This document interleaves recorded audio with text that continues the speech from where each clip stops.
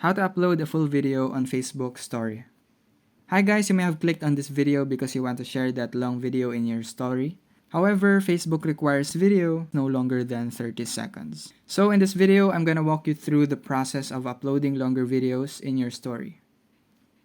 What you can do to upload longer videos in your story is to first open your Messenger app, then open a conversation with anyone on your friend list. From here, click on the media icon, and your gallery should pop up. You will see your photos and videos here. Now you can navigate and select that long video you want to upload. In this video, we're going to use this one for example, and then click edit.